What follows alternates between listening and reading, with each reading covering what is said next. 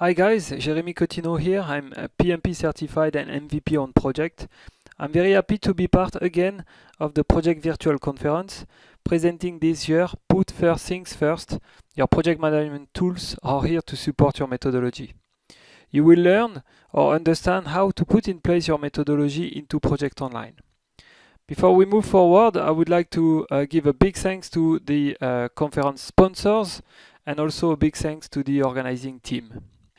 Starting by explaining why I decided to make this presentation this year, I wanted to share with you today my experience on deploying Project Online and Project Server solution and what is, I think, one of the most recurrent challenges. A tool in whatever domain is here to support a business process, to answer a challenge, or to achieve a goal. You should never deploy or develop a tool just for deploying or developing a tool. In project management, the rule is the same. A project management tool is here to support your business processes and your project management methodology. The PM methodology should be set not to fit the tool but to fit your needs. Don't put the cart before the horse. One of my favorite authors, Stephen Covey, in his bestseller The 7 Habits of Highly Effective People, mentioned at the rule number 3, the famous put first thing first. So let's do the same. Let's set up our project management methodology and then deploy the tool or the tools that will support it. I clearly believe that understanding this point will increase your chance of success in your PPM tool deployment, and because this tool will support the core processes, you will boost your efficiency.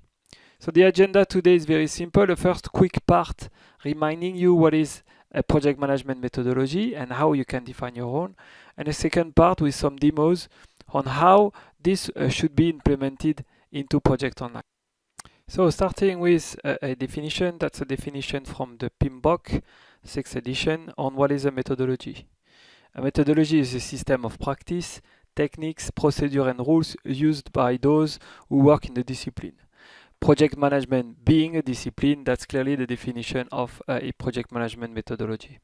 You might know some of those project management methodology. So without being exhaustive, here are some examples. So you have Agile, Scrum, Kanban, the Scrumban, which is a mix between Scrum and Kanban, the Lean Management, the Extreme Programming, the Waterfall, and all those methodology published under the Prince2 or the PMI PMBOK.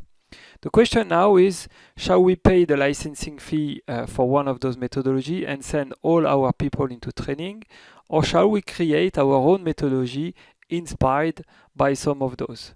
Clearly the answer is we should create our tailored methodology just because one size does not fit all. Your organization is unique. You have different type of project with different size of project and complexity.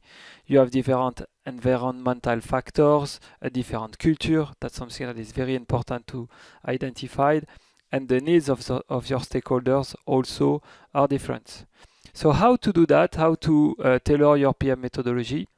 A technique inspired from the PMBOK again.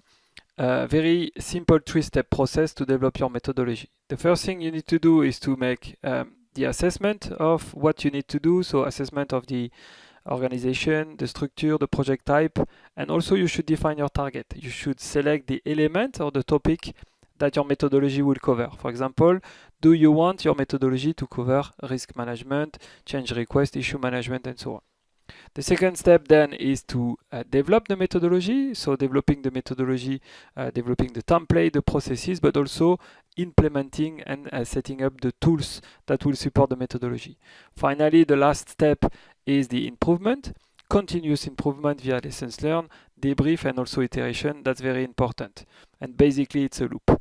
This reminds me the Lean Startup Build, Measure, Learn feedback loop, where the first step is about turning your idea into products. So you build a minimum viable product. Second, you see how your customer respond compared to the goal. And finally, you learn and decide to pivot or persevere.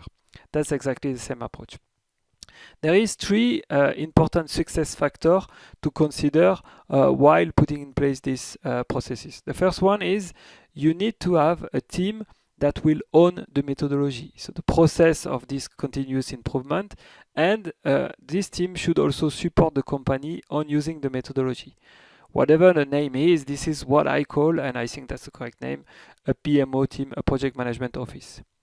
The second success factor for me is you have to be very cautious on what we call the change management. You have to ensure that this regular implementation and feedback loop allow you to onboard your team. The good example also could be to use the co-creation so that your team will feel more involved and will own the result. That's very important. And finally, also a very important process is to ensure that you have the support from your senior management and your executive. That's clearly very important because putting in place processes is a big transformation for your organization, and this should be supported by your management. So that was it for this first part of the presentation. Again, very quick and basics. Now let's see how this should be implemented into Project Online. So the implementation now, let's imagine that we have identified 6 objectives or 6 steps or iteration to implement our methodology into Project Online. Starting with the project identification. So basically we want to allow our project manager to create their project and to be able to identify the project based on various properties, and also to be able to define a kind of business case in order to justify this project. At the same time also we want to release a first set of scheduling best practices to ensure that the project managers are all using the same approach for scheduling. The second objective, again, is this learn loop or learn part, and we will do a debrief on this first implementation, gathering information and analyzing the result. The third objective is we don't want anymore, or we will not want anymore, our project manager to create project without this being approved by team lead, by the CIO, by the portfolio manager also.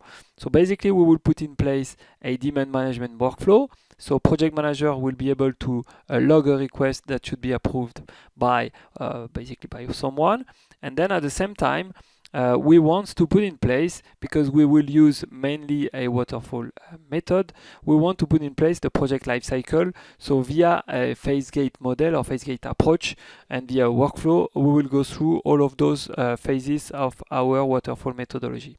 Fourth objective, we will do portfolio management. So within all of those ideas or projects, we will select the good project or the right projects. The fifth objective would be to introduce a little bit of collaboration. So we will use the default project site. But what we'll do is basically we will, from this stage, insert our methodology for issue and risk management. So we will see how you can customize the project site in order to adapt or to update the risks and issue list. And finally, our last objective will be a second step on this collaboration aspect, where we will collaborate around a change request, decision, assumption, constraint, and so on.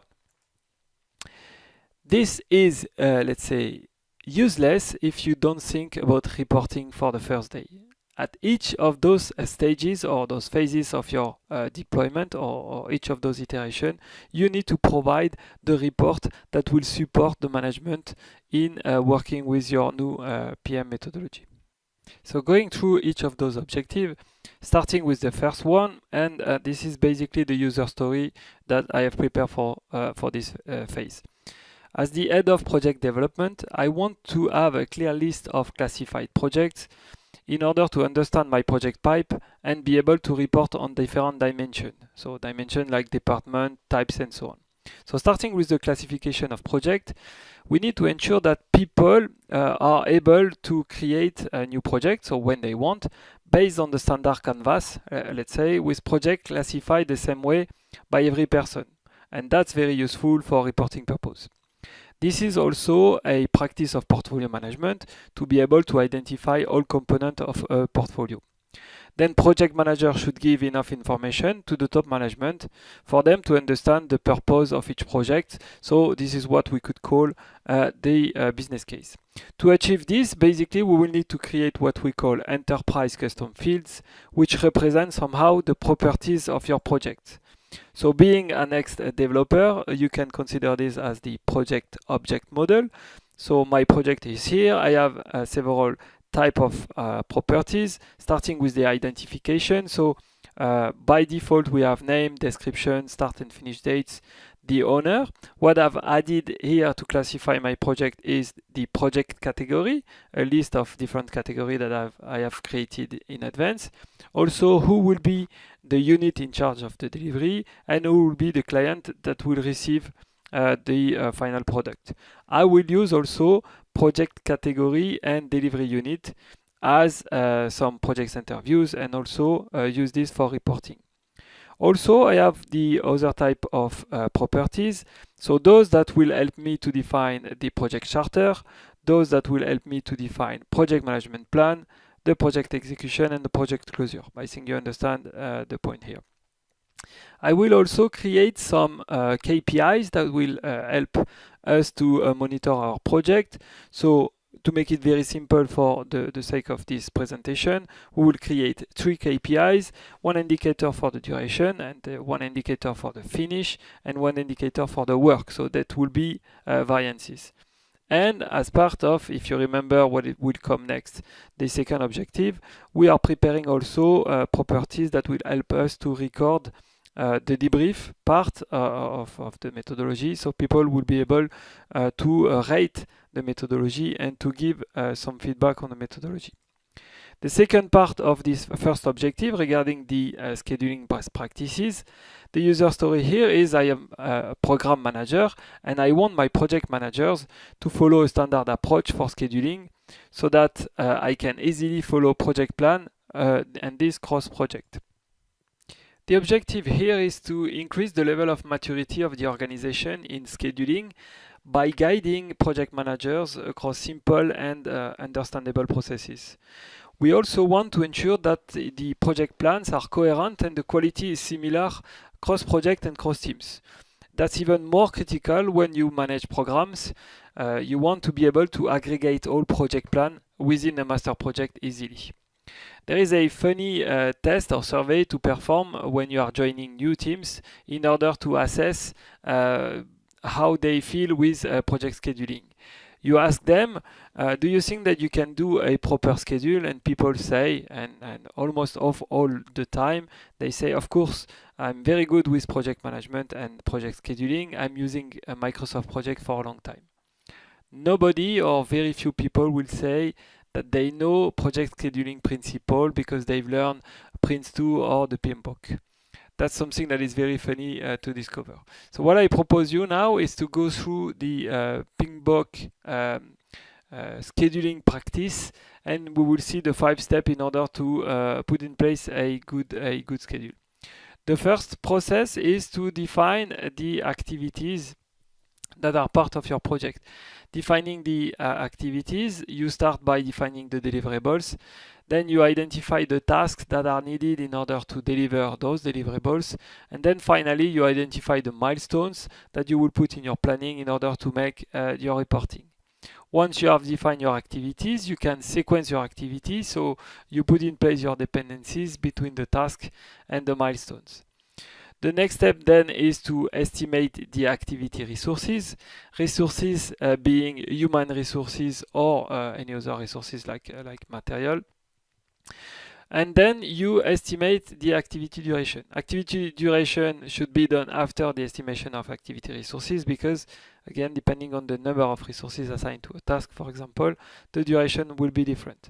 And then finally, on top of that, you put your deadlines or you put your constraint, and then you have your schedule that is in place. What I think also is important to mention is the characteristic of a good planning. Good planning first should be reflective, meaning that it should include all the expected work that you need to perform. Then it should be predictive, so you make it predictive by linking the task and making dependencies without any constraints. So if one of the tasks is delayed, then you will see the impact on the overall project. The planning should also be dynamic, so you should be able to move. You should set your status date every time you make an update. and so on. And finally, and maybe the most important, the project plan should be baseline so that you can measure your progress against the initial agreed plan. The same way we have defined properties for project, we can define properties for task. Identification, so again, out of the box, you have code, WBS numbers, the name, start and finish date. What I've added also is to make an assessment, let's say manual assessment by the project manager of the task, a risk level, so you can define the risk of not being able to achieve the task into the plan date and under the plan budget or the plan cost.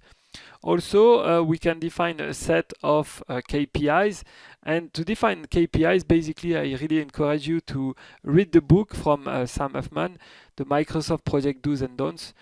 Basically, all those rules that are in this book can be transformed into KPIs.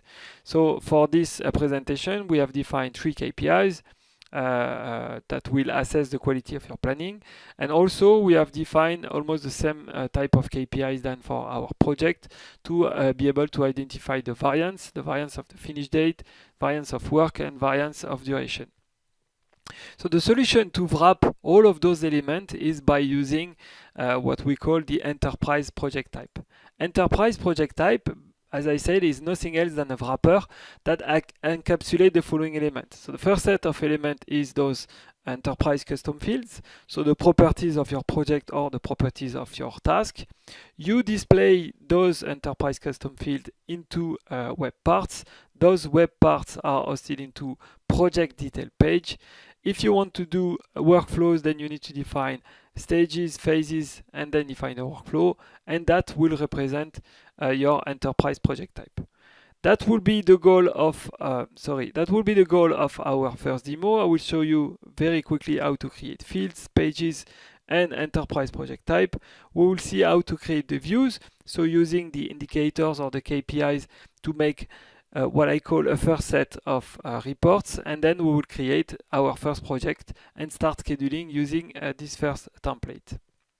So let's move into Project Online. So that's my homepage of Project Online. So I'm not a designer by nature, so that basically almost the standard homepage that I do almost in all of my deployment. But basically for me, that's the first contact of your team members with your project management methodology. So you have a first row that display the action that they are allowed to perform. And basically what I put in the second row is links to some documents, so links to the methodology, links to how document on how to create baseline, how the indicators are working, and a set of templates that are available for your team members. So everything regarding the configuration is on this wheel menu and under the PWA settings. On PWA settings, under Enterprise Data, you will find the Enterprise Custom Fields and the lookup tables. So if you want to have a custom field that is a list of values, then you have to define lookup tables. Here it is. So if you go at the bottom of the page, this is where you can define your lookup tables. If I open one, so basically the risk level that I've defined are defined using this famous DEFCON. So I'm a big fan of this very old movie War Game, so that's why I'm using this as part of my risk management stuff. So basically that's the list of value that I've identified. Now if I open the enterprise custom fields related to risk level, we saw that the risk level field is linked to the DEFCON table. If I open the risk level, and that's the same way to create new fields, you define a name, a description. You define if your field is linked to a task, linked to a resources, or linked to a project, the type of field that we have, the lookup table if any, etc., etc. And then also you can define graphical indicators. So instead of displaying the value, you will display the image. So that's basically what is an enterprise custom field and the lookup table. Back to PWA settings, we will now see the project detail page. So project detail page are under the workflow and project detail page. Here it is. So I open my project detail page. One of those that I've created is, for example, this one, new project, where basically I have put here two web parts, the same web parts that are available out of the box, which is what we call the basic information. By displaying this web part in my page, so I can show you how to do this. So you edit your page, you select your web part and you add your web part, and basically you can define the list of fields that you want to display into this web part. So that's the list of fields. So you define all the pages, so first, sorry, all the fields that you want to use. You define all the pages that will display those fields. And then basically you can create your enterprise project type. So back again to PWA settings, the enterprise project type menu is here. And you will see the list of project type that I've defined for this presentation today. The first one is the simple one that I've created. So again, you put a name, a description. You can define if you want to have any prefix or postfix and starting position into the construction of the project ID. I mean, you can check in internet or in MSDN to find the detail of each of those fields. Basically, you define if there is a workflow associated to this enterprise project type. In our case, there is no workflow. The list of pages that are displayed and the page that is displayed when we create a new project. Department is something that is could be interesting for you. What I do quite often is, so department is used for security purpose, but also it can be used to display or to hide some of the enterprise project types. So if you don't want people to use, for example, the out-of-the-box enterprise project types, instead of deleting them, you assign them to a department where basically nobody has access to this department. So you define the order, you define if you want to create site, and then this is where you define the project plan template that you want to link to the project type. So applying our scheduling best practice, you can define a template of a project plan that will contain all of our phases or stages or gates and so on. You can define simple templates. I tried also, and this is part of the new features available into Microsoft Project. So you can define Agile project or Kanban board. You have to be very careful with this because those new features are only available into the client. When you link this into Project Online, you lost a big bunch of those new features that are available in the client. So that's my, let's say, configuration. The last thing that I can do is to create views. I can create views. So views is basically what I will see in my screen when I will open the project center, so the list of projects, or the project schedule. So by going under look and field and by clicking under manage views, I will be able to create views. So create views first for projects. So this is what I will see when I will open my project planning. And then also I can create views to display projects into my project center. We will not have time to cover everything today, but you get the point. So back to the list of projects or to the project center. So the view that I've defined can be displayed into the project center. I can select by clicking on the ribbon, selecting the view that I want to display into my project center. So I can make a grouping by the delivery unit, a grouping by the type of project, and so on. So I have, a very low resolution on this. As you can see here, I can define also my KPIs, so my indicator, so that I know that in this case, this project is a little bit, or will last a little bit longer than expected. This one is clearly much more longer than expected, and so on. Those indicators are used when there is no baseline. This indicator on the work is defined or is set when there is no resource assigned to this project, so it's not possible to calculate the work indicator. So you see here we already have a kind of first report. If I go to this view, so I create a view that is called raw data. Why creating a view called raw data? Because you will have all your fields in a raw data view, and then you will be able to use the export to Excel button. So what I will do now, very quickly, again, I think you get the point. I will create a new project based on this enterprise project type. By clicking on the new button, I will have the list of enterprise project type that are available. Clicking on the first one, so I will create my new project.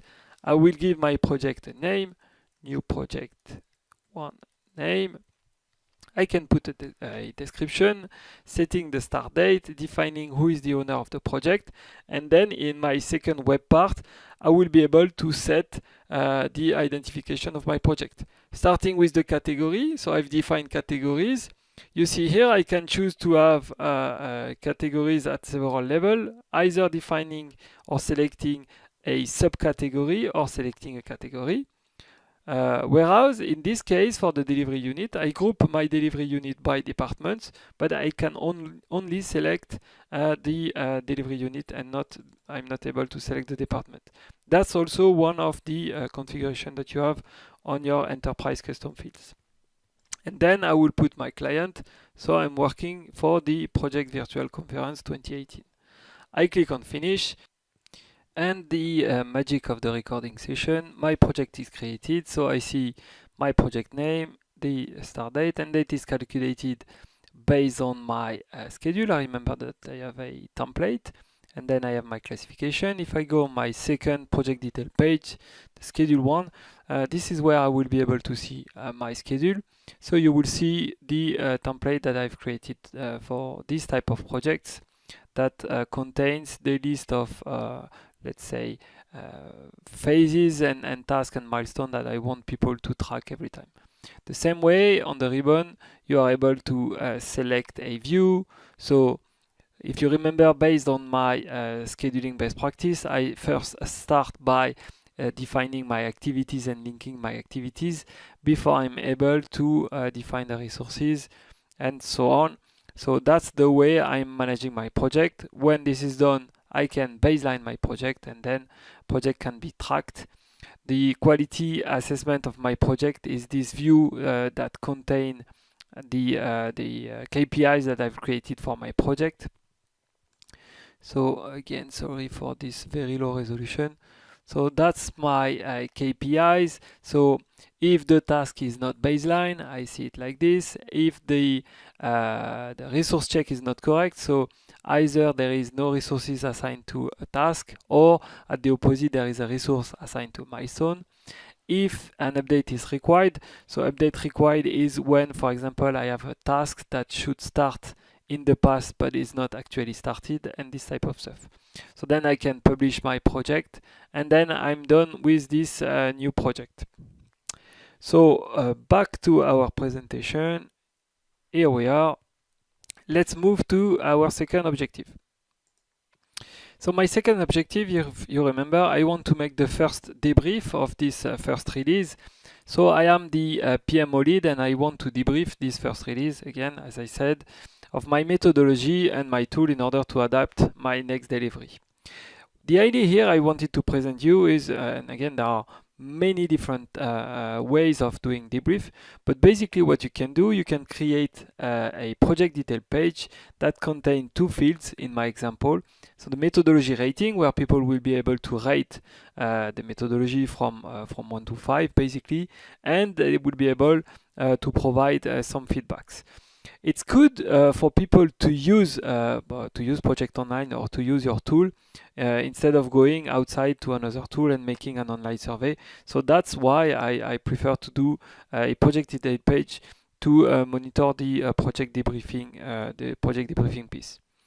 One of the also recurrent or question that I often have is how or why do we do custom fields and pages instead of producing a standard document for our business case. People might be used of using Word document to create business case, and again here it's a very personal point of view, but I think that using Word document, people tend to let's say blah blah and make long text when it's not needed. Using fields force them to go straight to the point, and basically that's the first reason. Second reason, also, it will be easier for you to extract data from the fields than extracting data from the Word document. So for reporting or statistics, that's also more interesting. Bottom line, if your executive or your senior management wants to have a Word document or an Excel document with your business case, you can imagine to create a report in Word or in Excel that extract the information and generate the usual document in your usual template. Moving to my third objective, so the first part of this third objective is the demand management. So in this case, I am the CIO of my organization and I want to approve all project requests before my team start working on it in order to be sure that we are investing on the correct project. So what we will put in place is a workflow for demand management. So the workflow will start with the project management. Let's say I have an ID. The project manager will log this ID into the demand list. So it will be a SharePoint list that will be used to record those demands. And the demand will be submitted for approval. Either the demand is approved, and then in this case, I want the system to create the project automatically based on the correct template, or the request is rejected and basically nothing happened. So we will do a workflow for this. There is a important stuff to notice also is the out-of-the-box workflow of SharePoint or Project Online. There is no way to step back into the previous phase. So once the request is rejected, then the workflow ends. There is no way from the rejection of the request to move back to the previous stage and ask the user to refine his request or his demand. That's something that is important to notice. So the solution for this is using a list workflow. So you create your SharePoint list, a very standard and simple SharePoint list that contain all the properties that you want to track. And then using SharePoint Designer, you will be able to create a list workflow. Just for information, SharePoint Designer, the version that you need to have in order to work with Project Online is the SharePoint Designer 2013. If you want to have more information about this, my friend Paul Matter created a great blog article on how to create a demand management workflow using a list workflow in Project Online. So moving to the second part of this third objective, we want now to set up or to put in place a project lifecycle. So I am a project manager and I want my team members to follow our Gantt model in order to have checkpoints on the progress of my project. In this case now, we will define the project lifecycle, very simple waterfall approach. We have a first phase where we have a stage to develop our project charter. The second phase, planning, where we will develop the project management plan. The executing phase will contain two stages. So my two gates, we could imagine that for software development we have gate 1, which is the end of the development, and the gate 2 might be the end of the testing. And then finally I want my project or my project manager to close the project and to give the project closure information. That's a representation, so it's a little bit packed, but basically you see that in my enterprise project type, I have defined my phases. For each of those phases, I have defined my stages. So mainly one stage per phase in my case, except for the executing phase that contains the two gates. Then I can also set the pages that will display the enterprise custom fields that I need to feed in. Important information also to notice regarding enterprise custom fields and the usage of workflow. There is a property into the project field where you define that the behavior of this field is controlled by workflow. That's the checkbox you need to check if you want to use this enterprise custom field with a workflow. Let's do now a short demo. So we will create a new request via the demand management approval process. we will fill in the first phases. So the first phase of my project would be set by the field into the demand management list. And then we will move to the next phase by submitting my project phase. I have also created a new project center view that will display my project group by workflow phase. So let me show you SharePoint Designer. Here it is. So I'm connected to my PWA instance. If I click on workflows on the site objects, this is where I will see my two existing workflows. If I want to create my demand management workflow, so it's a list workflow, and then I connect to the demand management list. If I want to create my lifecycle workflow, then it's a site workflow. Important stuff is to select the correct platform type. You have to select the project server platform type. Let me now open my PWA instance, back to my home page, where I put a link to my demand management list. I have my old projects that are here.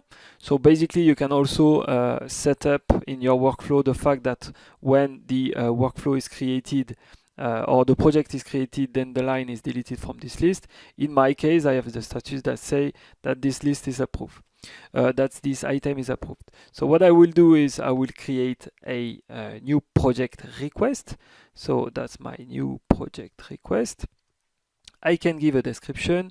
I can put a project purpose. So project purpose and initial budget is part of my business case. So the purpose is purpose. The initial budget is 100.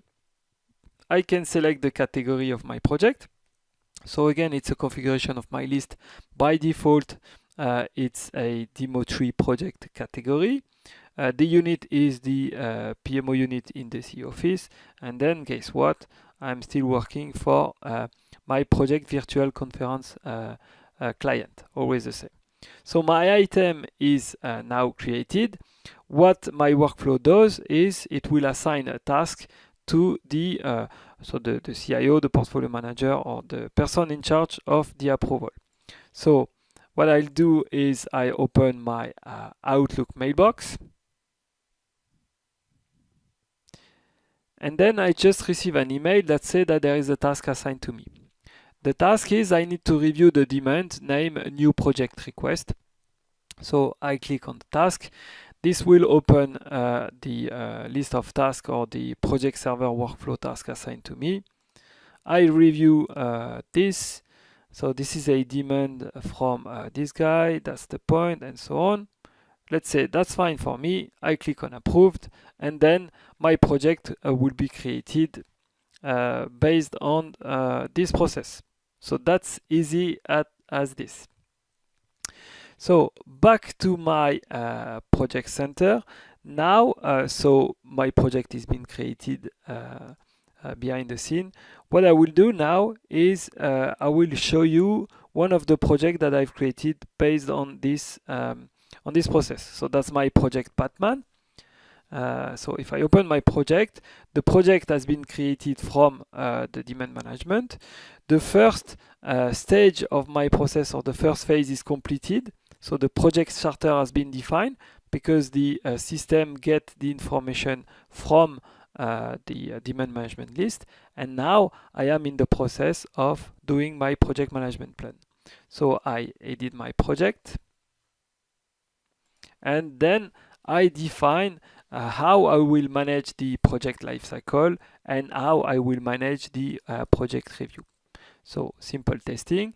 When I go back onto my ribbon, I'm now able to submit my phases for moving to the next phase. If my fields are controlled by workflow and then my fields are mandatory, if I click on submit, then I will receive an error message that say you cannot submit your project now because some mandatory fields are missing.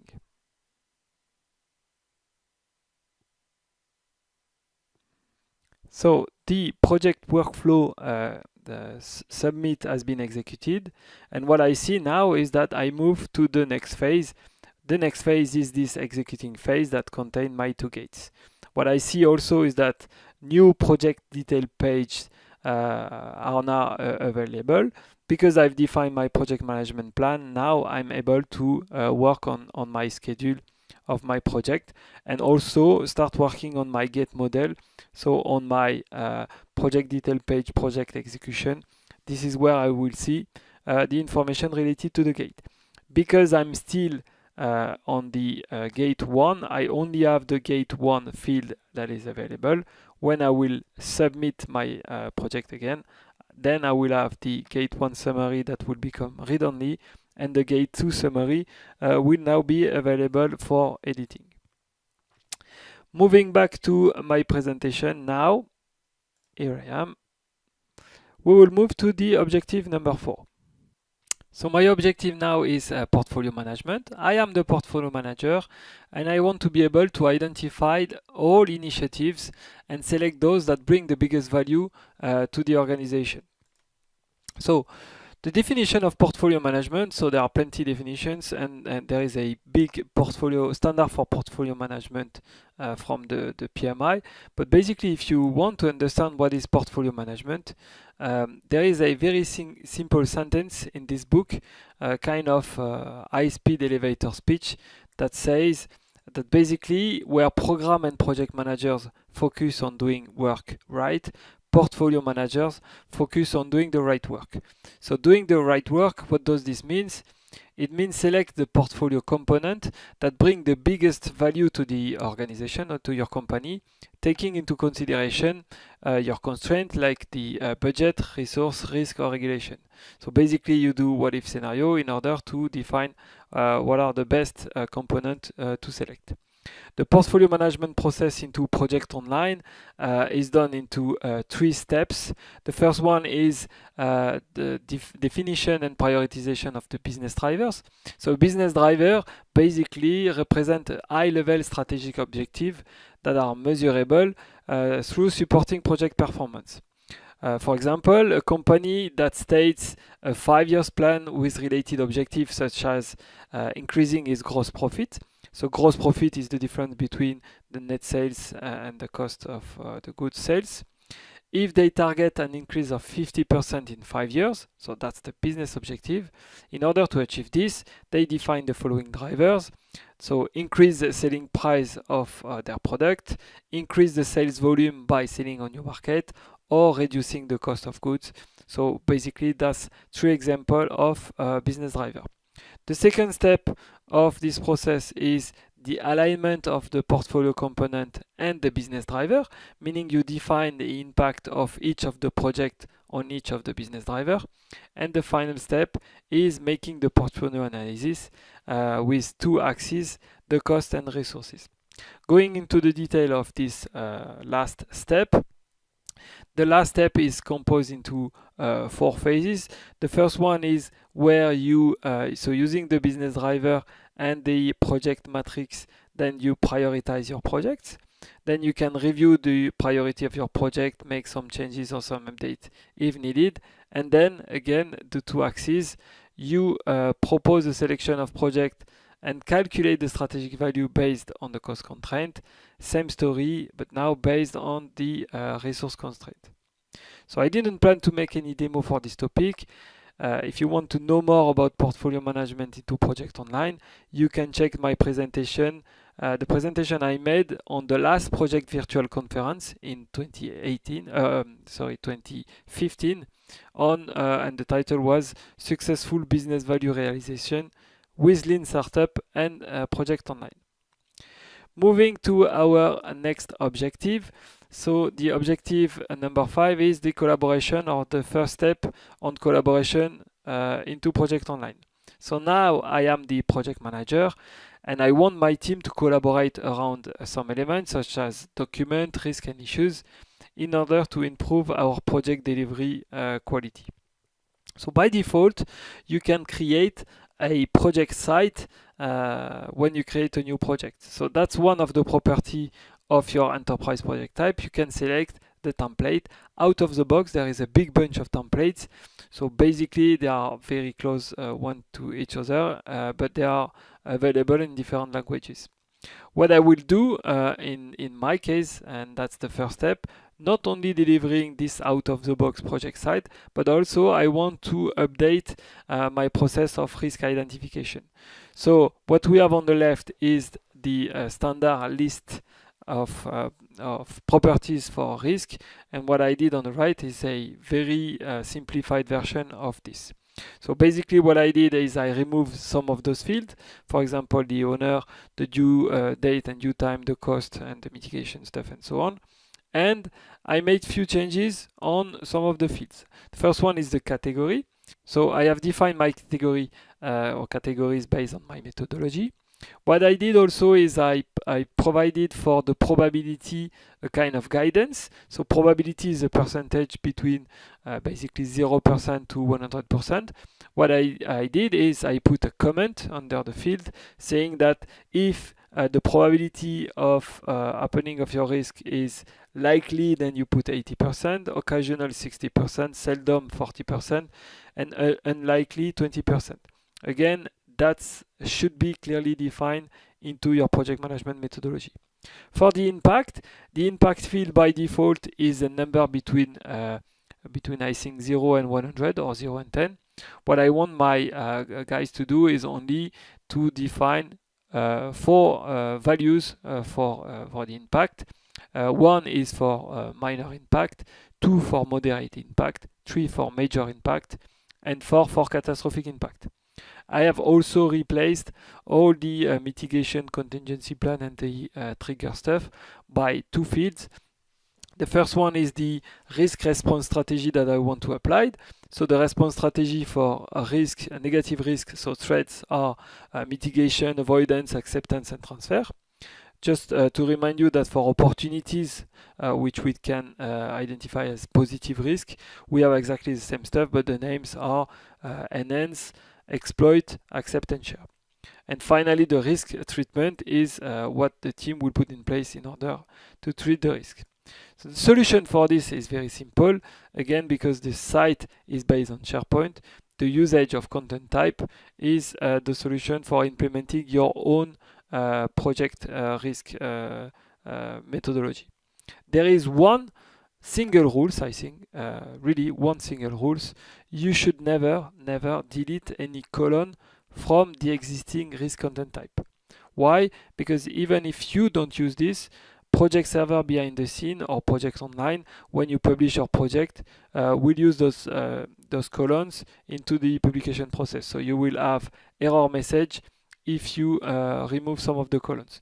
Instead of removing columns, what you can do is in the properties of the column, you can hide the column, so the column will not appear into your forms.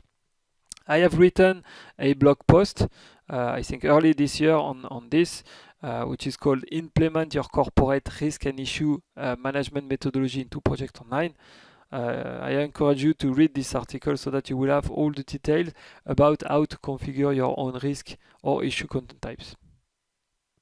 Objective number 6 now, so that we can make a single demo for the 2 objectives. I want to make a little bit more of collaboration within my project. I'm still a project manager and I need to track some other topics such as change request, assumption, decision constraint on some of my complex projects in order to better manage uncertainty. So the additional topics that I propose you now are the following. So change request, decision log, assumption logs, and constraint. These are the 4 topics that I see most often into the Project Online or Project Server deployment. Of course, you can create much more topics like the quality management, the communication, so what will help you to create your communication management plan, a big topic regarding the lessons learned, cost management and budgeting, or contract management. The process of doing this is very simple. For the existing topics, so like risk and issues or document, you update the existing content type and then you make your changes. For those topics, because there is nothing into the project site, you create your new list, your new library or whatever, and then you implement this based on your project management methodology. So the demo now, I will show you very quickly the option on the enterprise project type where you will select your site template. Also give you some tips in order to create a new site template, and basically I will show you the site that I've created that contain the new risk content type, and also the list for change request, assumption, and so on. So back to my PWA, here I am. So if I go back to PWA settings, under this enterprise project type, so here it is, enterprise project types. If I open my Demo 6 EPT, for example, then scrolling down, I see that the template for my site is defined here. So site template, this is where I will define my template. As you see, there are a big bunch of templates. I've created the 2 templates. Template V1 is the one that only contain risk, issues, and document, and template V2 is the one that contain everything. So back to my project center now, I will open the project that I've created based on this template V2 that again contain risk, issues, documents, change requests, and so on. So the link to the project site is here. I click on this, it will open my project site. As you see, I made some changes on the left navigation on the project. On the site homepage also, I made some changes. I still have the project summary that is that contain the list of my next task, and also the timeline if I define any. I've created a view that display the last open change request, the web part that contain the top 5 open risk based on the exposure, the top 5 issue based on the priority, the last 5 closed decision, and the list of document. I also have a newsfeed.